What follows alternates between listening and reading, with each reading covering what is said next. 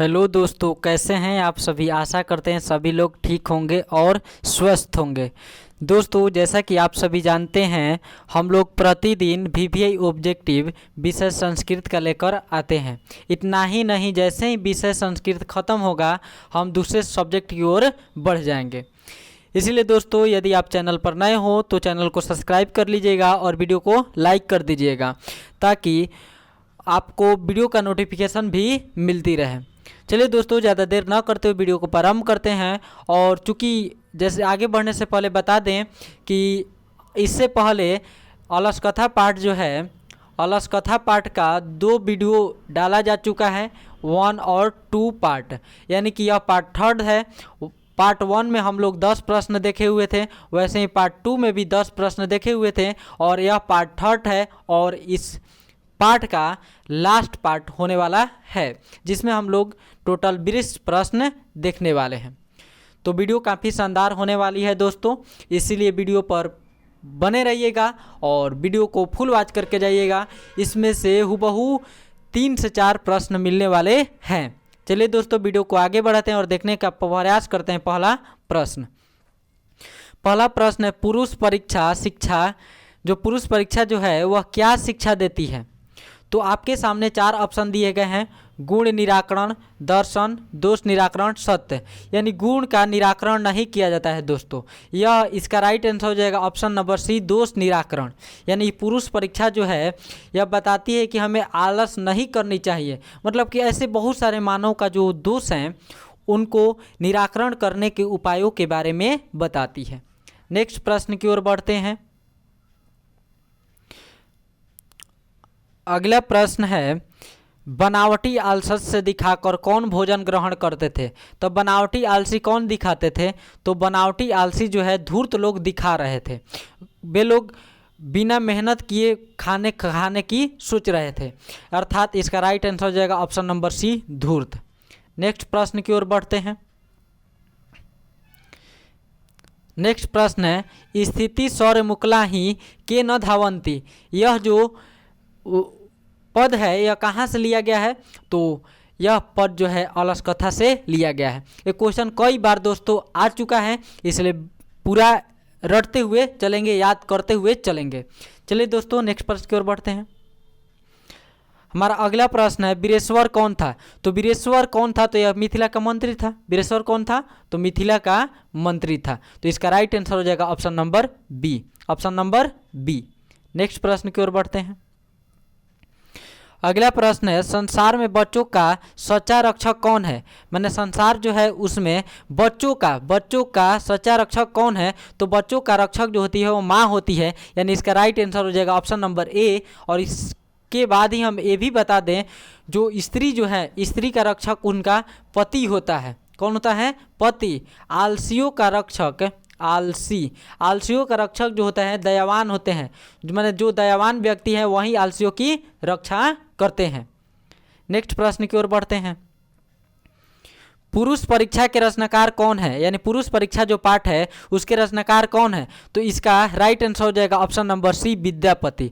विद्यापति ही पुरुष परीक्षा के रचनाकार हैं, और इसी पुरुष परीक्षा से अलस कथा को लिया गया है। पूछेगा अलस कथा कहाँ से लिया गया है? तो हो जाएगा पुरुष परीक्षा से। पुरुष परीक्षा के लेखक कौन है? विद्यापति। पुरुष परीक्षा के लेखक कौन है? तो विद्यापति। चलिए नेक्स्ट प्रश्न की ओर बढ़ते हैं। पुरुष परीक्षा ग्रंथ में किनके गुणों का वर्णन है? किनके गुणों का? तो क्या दानव के बारे में बताया गया? नहीं। देवता के बारे में? नहीं। परशु के बारे में? नहीं। ये मानव के बारे में बताया गया है, यानी पुरुष परीक्षा ग्रंथ में मानव के बारे में बताया गया है। चलिए आगे की ओर बढ़ते हैं। अगला प्रश्न है लोकप्रिय मैथिली कवि कौन थे? दोस्तों, आप सभी जानते हैं कि कल हम एक प्रश्न दिए थे कि ये जो विद्यापति हैं वह कवि हैं कि लेखक हैं? तो इसका राइट आंसर था कवि था। क्या था? कवि। और इसे यही पूछा है कि मैथिली कवि कौन थे? तो विद्यापति थे। कौन थे? तो विद्यापति। यानी क्वेश्चन नंबर 28 का राइट आंसर हो जाएगा ऑप्शन नंबर डी। चलिए नेक्स्ट प्रश्न की ओर बढ़ते हैं। अगला प्रश्न है पतिरेव कारुणिक बिना, यानी पतिरेव कारुणिक बिना, यह जो वाक्यांश है किस पाठ से लिया गया है? तो इसका राइट आंसर हो जाएगा ऑप्शन नंबर डी, अलस कथा। क्या हो जाएगा? अलस कथा। चलिए नेक्स्ट प्रश्न की ओर बढ़ते हैं। अगला प्रश्न है, स्त्रियों का रक्षक कौन होती है? अभी अब बताए हैं तो स्त्रियों का रक्षक उनके पति होते हैं। कौन होते हैं? पति। बालक की रक्षक कौन होती है? तो उनकी माँ होती है। आलसियों की रक्षक कौन होते हैं? तो दयावान। कौन है? दयावान।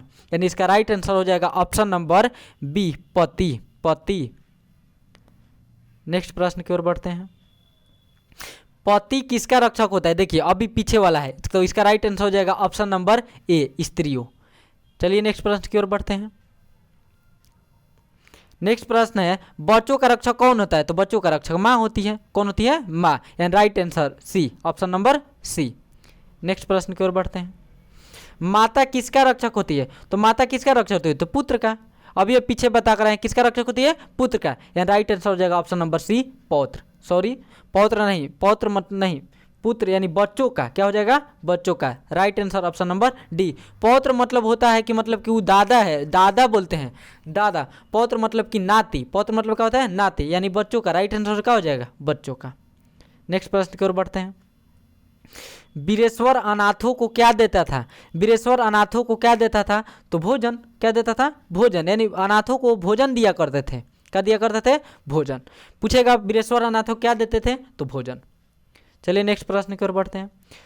कौन परिश्रम नहीं करना चाहता है? परिश्रम कौन नहीं करना चाहता है? तो आलसी जो होते हैं वो परिश्रम नहीं करना चाहते हैं। तो इसका राइट आंसर हो जाएगा ऑप्शन नंबर डी। चलिए नेक्स्ट प्रश्न की ओर बढ़ते हैं। निर्गतनाम च बहिनाम श्लोक किस पाठ से लिया गया है? निर्गतनाम च बहिना, यह अलस कथा से लिया गया है। कहाँ से? अलस कथा से।